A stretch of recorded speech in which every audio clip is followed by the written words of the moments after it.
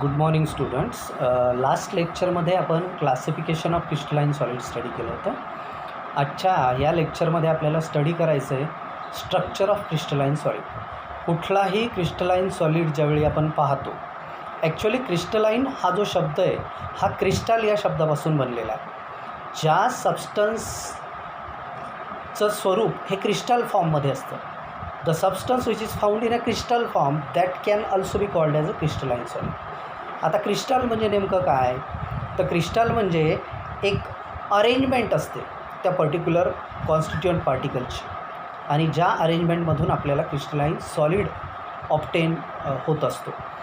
आता क्रिस्टलचा विचार केला तर तुमच्यासमोर हा एक क्रिस्टल मी समोर ठेवला आहे, एक क्यूब आहे. कन्सिडर करू हा एखाद्या क्रिस्टलाइन सॉलिडचा क्रिस्टल आहे. आता क्रिस्टलला क्रिस्टल लॅटाईस असं सुद्धा म्हणतात, आणि क्रिस्टल लॅटाईस तयार होत असताना हे जे पॉईंट्स असतात, इथे एक पॉईंट आहे, इथे एक पॉईंट आहे, इथे एक पॉईंट आहे, इथे एक पॉईंट आहे, इथे एक पॉईंट आहे, इथे हे जे पॉईंट्स आहेत यांना लॅटाईस पॉईंट्स असं म्हणायचं. आणि ज्यावेळी असंख्य लॅटाईस पॉईंट्स एकत्र येतात आणि त्यातून एक युनिफॉर्म स्ट्रक्चर तयार होतं, ज्याला आपण क्रिस्टल असं म्हणत असतो. पण या क्रिस्टलचं स्ट्रक्चर जर तुम्ही डिटेलमध्ये स्टडी केलं तर या क्रिस्टलमध्ये तुम्हाला छोटे छोटे क्यूब रिपीट होताना दिसतात. जसं हा एक क्यूब आहे, हा एक क्यूब आहे, हा एक क्यूब आहे, याच्या पाठीमागे पण क्यूब आहेत, त्याच्या पाठीमागे पण क्यूब आहेत, त्याच्या खाली पण क्यूब आहेत, त्याच्या खाली पण क्यूब आहेत. या पद्धतीनं असंख्य युनिट्स एकत्र येऊन त्यापासून क्रिस्टल तयार होतो, आणि असे असंख्य क्रिस्टल्स एकत्र आले की त्यापासून क्रिस्टलाइन सॉलिडचं फॉर्मेशन होत असतं. आता जर आपण या प्रत्येक युनिटला जर कन्सिडर करायचं ठरवलं तर हा प्रत्येक युनिट या क्रिस्टलचं स्ट्रक्चर डिसाईड करत असतो. म्हणून या प्रत्येक युनिटला युनिट सेल असं म्हणायचं. युनिट सेल म्हणजे काय? The repeating structural unit of the crystalline solid. Crystalline सॉलिडच्या क्रिस्टलमध्ये जे युनिट परत परत रिपीट होत असतं, आणि या रिपिटेशनमधून एक डेफिनाईट अरेंजमेंट त्या सॉलिडला मिळत असते, अशा स्ट्रक्चरल रिपीटिंग युनिटला म्हणायचं युनिट सेल. कळालं? जसं आपल्या बॉडीमध्ये सेल्स असतात, सेल्सला आपण काय म्हणतो? Basic structural and functional unit of life. कारण आपले जे टिश्यूज असतात किंवा आपले जे ऑर्गन्स असतात याचं बेसिक युनिट काय? तर सेल आहे. सेलपासून टिश्यूज तयार होतात, टिश्यूजपासून सिस्टीम्स तयार होतात, ऑर्गन तयार होतो, ऑर्गनपासून ऑर्गन सिस्टीम तयार होतात. त्याचप्रमाणे कुठल्याही क्रिस्टलाइन सॉलिडमध्ये क्रिस्टल्सपासून क्रिस्टलाइन सॉलिड तयार होतो, पण तो क्रिस्टल युनिट सेलपासून तयार होतो. आणि या युनिट सेलचा विचार केला तर ह्या युनिट सेल ह्या पार्टिकलपासून तयार होतात. आता तुम्ही म्हणाल पार्टिकलपासून युनिट सेल कशा तयार होतात? तर आपण पाहूया या डायग्रामच्या साहाय्याने. आता जर तुम्ही ही डायग्राम व्यवस्थित नीट पाहिली, हा एक क्रिस्टलचा एक फेस आहे, हा क्रिस्टल आहे, त्याचा हा फ्रंट फेस आहे असं आपण कन्सिडर करू. हा फेस कधी तयार झाला आहे? पार्टिकलची एक डेफिनाईट अरेंजमेंट, पर्टिक्युलर रोमध्ये पार्टिकल अरेंज झाले, दुसरी एक रो, तिसरी एक रो, चौथी एक रो, आणि या पार्टिकलचे सेंटर जर आपण कनेक्ट करत गेलो, ज्या सेंटरला आपण लॅटाईस पॉईंट असं म्हणतो, या लॅटाईस पॉईंटच्या कनेक्शनमधून एक क्युबिक स्ट्रक्चर तयार झालं आहे, ज्याला आपण क्रिस्टल म्हणतो. पण हे क्युबिक स्ट्रक्चर कशानं तयार झालं आहे? तर छोटे छोटे युनिट्सने. जसं आपण इथं पाहू शकतो, छोटे छोटे युनिट्स इथे तयार होताना तुम्हाला दिसत आहेत. जसं या क्रिस्टलमध्ये मी तुम्हाला दाखवलं, हा एक छोटा युनिट तयार झाला, हा एक छोटा युनिट, हा एक छोटा युनिट. या प्रत्येक युनिटला युनिट सेल असं म्हणायचं. आता युनिट सेलचा जर विचार केला तर नॉर्मली युनिट सेल ह्या दोन प्रकारच्या असतात.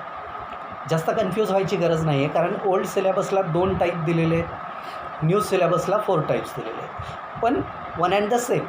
फक्त बायफर्गेशन करताना क्रायटेरियाज थोडेसे बदललेत. त्याने युनिट सेल 2 प्रकारे कशा क्लासिफाय केल्या जातात? तर पार्टिकलच्या अरेंजमेंटवर.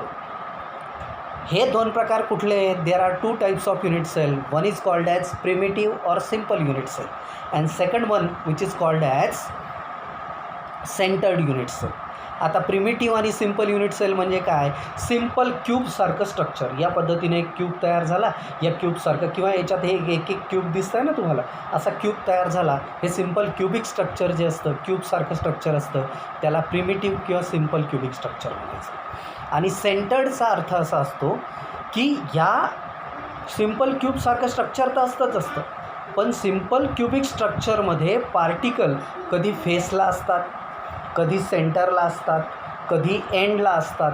या पद्धतीनं सुद्धा आपण युनिट सेलचं क्लासिफिकेशन करू शकतो. आता सिम्पल क्यूबिक युनिट सेलमध्ये फक्त एकच प्रकार आहे, सिम्पल युनिट सेल. जसं साधा एक आपण हा स्ट्रक्चर जर पाहिला, हा सिम्पल क्यूब लाईक स्ट्रक्चर. हा स्ट्रक्चर कसा तयार झाला? पार्टिकल कॉर्नरला अरेंज केले. हे जे दिसत आहेत तुम्हाला हे पार्टिकल आहेत आणि या पार्टिकलचे सेंटर आपण जोडत जर गेलो तर यातून हा एक सिम्पल क्यूबिक युनिट सेल तयार झाला. तर हा झाला सिम्पल क्यूबिक युनिट सेल. आता सेंटर्ड युनिट सेलमध्ये आपण जर पाहायचं ठरवलं तर सेंटर्ड युनिट सेल हे नॉर्मली 3 प्रकारचे असतात. There are 3 types of centred unit cell. कोणते? Body centred cubic, face centred cubic आणि base centred cubic.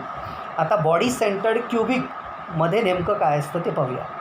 Body centred क्यूबिकचा जर विचार केला तर कॉर्नरला पार्टिकल तर आपल्याला दिसतात जसे सिम्पल क्यूबिकमध्ये होते, पण एक पार्टिकल जो असतो तो या क्यूबच्या सेंटरला असतो. कुठे असतो? क्यूबच्या सेंटरला. फेस सेंटर्ड क्यूबिकचा विचार केला तर फेस सेंटर्ड क्यूबिकमध्ये कॉर्नरला पार्टिकल असतात. याशिवाय या प्रत्येक क्यूबच्या फेसला, आता फेस म्हणजे काय? हा क्यूब कन्सिडर केला तुम्ही, हा एक फेस झाला, हा दुसरा फेस झाला, हा तिसरा फेस झाला, हा चौथा, हा 5वा आणि 6वा. म्हणजे कुठल्याही क्यूबला टोटल 6 फेसेस असतात. आणि या प्रत्येक फेसवर जर पार्टिकल अरेंज केला, मी या फेसवर, या फेसवर, या फेसवर, या फेसवर, या फेसवर आणि या फेसवर जर पार्टिकल अरेंज केला असता तर त्याला फेस सेंटर्ड युनिट सेल असं म्हणायचं. आणि तिसरा प्रकार असतो बेस सेंटर्ड किंवा एंड सेंटर्ड. आता बेस सेंटर्ड आणि एंड सेंटर्ड म्हणजे काय? तर प्रत्येक कॉर्नरला एक पार्टिकल असेल, पण या क्यूबच्या कुठल्याही 2 एंड्सला जर आपण पार्टिकल अरेंज केले असते, सपोज वरचा आणि खालचा एंड पकडूया. आता ही युनिट सेल आहे समजा, वरचा हा एंड आणि हा खालचा हा एंड, फक्त या एंडला आणि या एंडला एक पार्टिकल मी बसवला आहे, बाकी कॉर्नरचे पार्टिकल तर असतील, तर त्याला म्हणायचं बेस सेंटर्ड किंवा एंड सेंटर्ड युनिट सेल. आता जर तुम्ही या 4ही टाईपचा विचार केला, सिम्पल क्यूबिक युनिट सेलचा जर विचार केला तर सिम्पल क्यूबिक युनिट सेलमध्ये फक्त कॉर्नरला पार्टिकल आहे आणि हा जो कॉर्नरचा पार्टिकल असतो हा टोटल 8 युनिट सेलमध्ये शेअर केला जातो. कारण एका युनिट सेलच्या शेजारी अशा 8 युनिट सेल असतात. आता कशा प्रकारे ते पण आपण पाहून घेऊ. समजा आपण ही युनिट सेल कन्सिडर करू. आता या युनिट सेलच्या शेजारी कोण आहे पहा. 1 2 3 4 5 6 7 आणि 8. टोटल किती युनिट सेल आहे त्याच्या शेजारी? 8 युनिट सेल आहे. म्हणजे हा जो पार्टिकल आहे हा पार्टिकल या 3 युनिट सेलमध्ये शेअर होईल, याच्या समोरच्या 3 युनिट सेलमध्ये शेअर होईल, याच्या पाठीमागच्या एका युनिट सेलमध्ये शेअर होईल आणि समोरच्या एका युनिट सेलमध्ये शेअर होईल. म्हणजे टोटल किती झाले? 8. म्हणजेच कॉर्नरचा पार्टिकल हा 8 युनिट सेलमध्ये शेअर होतो. मग आता जर एकच पार्टिकल 8 युनिट सेलमध्ये शेअर होत असेल तर एका कॉर्नरला एका पार्टिकलचं कॉन्ट्रीब्युशन किती मिळेल एका युनिट सेलसाठी? 1/8. फक्त किती कॉन्ट्रीब्युशन मिळेल? 1/8. आता 1/8 जर कॉन्ट्रीब्युशन आपण घेतलं तर 1/8 कॉन्ट्रीब्युशनचा विचार केला तर असे किती कॉर्नर आहेत आपल्याजवळ? 1 2 3 4 5 6 7 आणि 8. 8 कॉर्नर्स आहेत. मग 8 कॉर्नर्स मल्टिप्लाय बाय 1/8 म्हणजे किती झाले? 1/8 into 8 get cancel, that's why 1 particle. म्हणून सिम्पल क्यूबिक युनिट सेलमध्ये पार्टिकलची संख्या किती असते? 1. जरी आपल्याला 8 कॉर्नरला 8 पार्टिकल दिसत असले तरीसुद्धा टोटल पार्टिकलचं कॉन्ट्रीब्युशन फक्त 1 असतं. आणि ही जी पार्टिकलची संख्या असते ही आयदर झेडने रिप्रेझेंट केली जाते जुन्या कन्सेप्टनुसार किंवा आपल्या नवीन सिलेबसनुसार एक्सने कन्सिडर केली जाते. म्हणजे सिम्पल क्यूबिकसाठी एक्सची किंमत आपल्याला 1 घ्यावी लागेल किंवा झेडची किंमत आपल्याला 1 घ्यावी लागेल. आता जाऊया बॉडी सेंटरला. बॉडी सेंटरचा विचार केला तर इथंसुद्धा कॉर्नरला 8 पार्टिकल आहेत, पण कॉर्नरला पार्टिकलचं कॉन्ट्रीब्युशन 1/8 असतं. 1/8 गुणिले परत एकदा 8 म्हणजे झाला 1 पार्टिकल. पण बॉडी सेंटरमध्ये एक सेंटरलासुद्धा पार्टिकल असतो. जर आपण सेंटरचा पार्टिकल कन्सिडर केला तर सेंटरचा 1 आणि कॉर्नरचे, सेंटरचा 1 झाला, कॉर्नरचा 1 पार्टिकल आणि सेंटरचा 1 असे 2 पार्टिकल. म्हणजेच बॉडी सेंटरसाठी आपल्याला एक्सची किंमत घेता येईल 2 किंवा झेडची किंमत घेता येईल 2. म्हणजेच number of particle in body centred cubic unit cell is equal to 2. आता जाऊया फेस सेंटर्डला. आता फेस सेंटरचा जर विचार केला तर कॉर्नरला 8 पार्टिकल आहेत. पण कॉर्नरचं कॉन्ट्रीब्युशन 1/8 इंटू 8 म्हणजे किती झालं 1 पार्टिकल. कॉर्नरचा 1 पार्टिकल झाला. प्रत्येक फेसला 1 पार्टिकल आहे. आता हा युनिट सेल कन्सिडर केला आपण.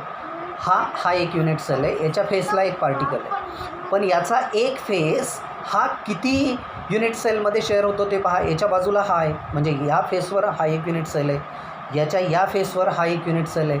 म्हणजे फेसचा पार्टिकल हा 2 युनिट सेलमध्ये शेअर होत असतो. नेबरिंग युनिट सेल आणि आपली स्वतःची जी युनिट सेल आहे ती, किंवा हा युनिट सेल याच्या या फेसवर जर पार्टिकल टाकला असता तर या 2मध्ये शेअर झाला असता किंवा या 2मध्ये शेअर झाला असता. म्हणजे प्रत्येक फेसचं कॉन्ट्रीब्युशन किती असतं 1/2 पार्टिकल. कारण अर्धा पार्टिकल आपल्या युनिट सेलला, अर्धा शेजारच्या युनिट सेलला, असं 1/2. असे टोटल फेस किती आहेत 1 2 3 4 5 अँड 6 असे 6 फेसेस इंटू 1/2 पार्टिकल जर केलं तर टोटल पार्टिकल होतील 3 आणि एक कॉर्नरचा पार्टिकल म्हणजे टोटल पार्टिकलची संख्या झाली 4. म्हणून फेस सेंटर्डमध्ये टोटल पार्टिकलची संख्या किती घ्यायची 4. परत एकदा रिपीट करतो पहा. कॉर्नरचा 1 तुमच्या सगळ्यांना कळाला कारण 1/8 कॉन्ट्रीब्युशन असतं. असे 8 कॉर्नर, मग 1/8 इंटू 8 म्हणजे 1 पार्टिकल झाला. प्रत्येक फेसला 1 पार्टिकल. पण फेसचा पार्टिकल हा 2 युनिट सेलमध्ये शेअर होत असतो. म्हणजे इथं जर पार्टिकल ठेवला असता मी तर हा 2 युनिट सेलमध्ये शेअर झाला असता. आणि तो जर शेअर होत असेल 2 युनिट सेलमध्ये तर अर्धा एक युनिट सेलला, अर्धा शेजारच्या युनिट सेलला. म्हणजे फेसच्या पार्टिकलचं कॉन्ट्रीब्युशन व्हायला 1/2. असे टोटल फेसेस किती आहेत म्हटलं आपल्याकडे 6. मग 6 गुणिले 1/2 जर केलं 6 मल्टिप्लाय बाय 1/2 तर टोटल पार्टिकलचा काउंट होईल 3. म्हणजे 3 फेस पार्टिकलचं कॉन्ट्रीब्युशन, 1 कॉर्नर पार्टिकलचं कॉन्ट्रीब्युशन, असे टोटल पार्टिकलची संख्या झाली 4. त्यानंतर मग आपल्याला फेस सेंटर्डमध्ये एक्स किंवा झेडची किंमत ही 4 घेता येईल. त्यानंतर शेवटचा पार्ट आहे बेस सेंटर्ड किंवा end centred cubic unit sale.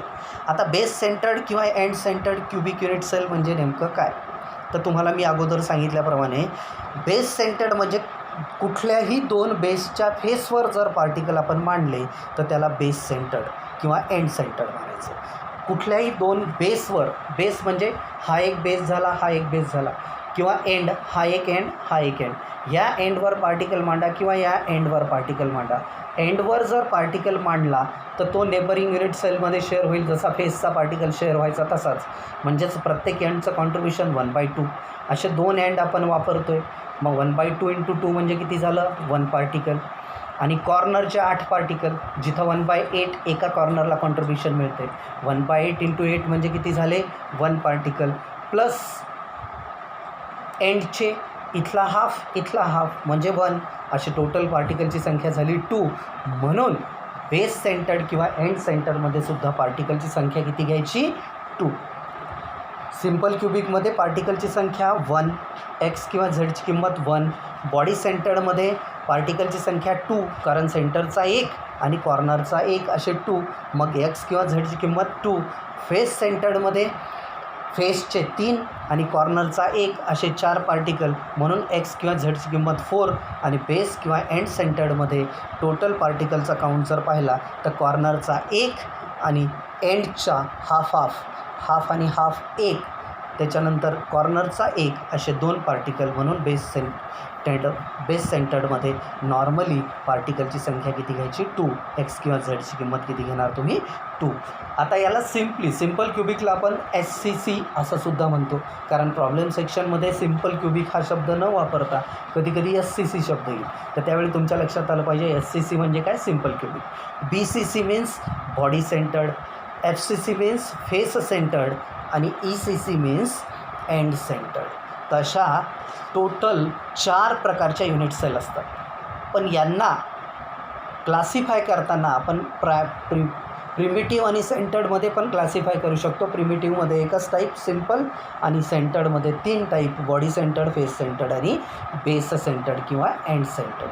तर अशा 4 प्रकारच्या युनिट सेल असतात. याची स्टडी फार महत्त्वाची आहे. प्रॉब्लेम सेक्शनला आपल्याला नंबर ऑफ पार्टिकल लिहिता आले पाहिजे.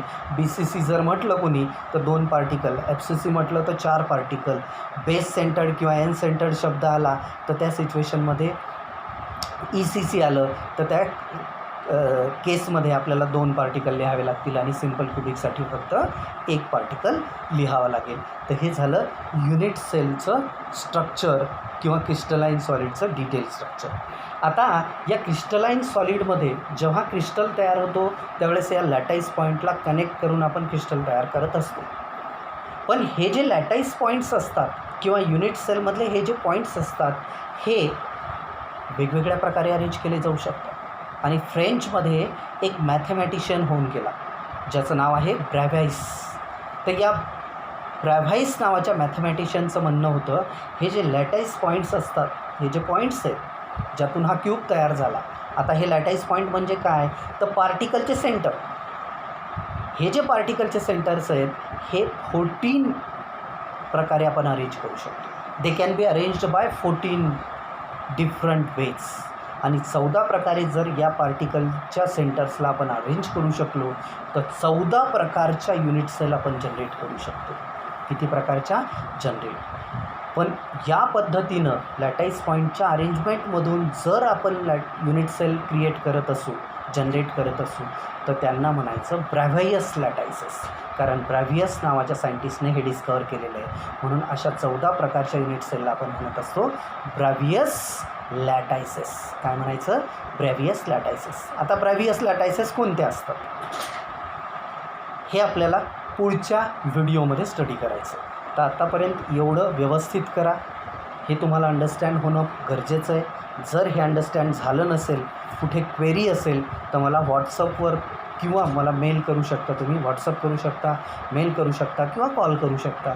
तुम्ही जर कॉल केला तर मी त्याचे डिटेल्स तुम्हाला पाठवू शकतो. ठीक आहे. तर आजच्यासाठी आपण इथे थांबूया. जर कुठलीही क्वेरी असेल तर ती तुम्ही मला इंटरॅक्ट करू शकता. ठीक आहे. चलो okay. Have a nice day. Bye. Okay bye.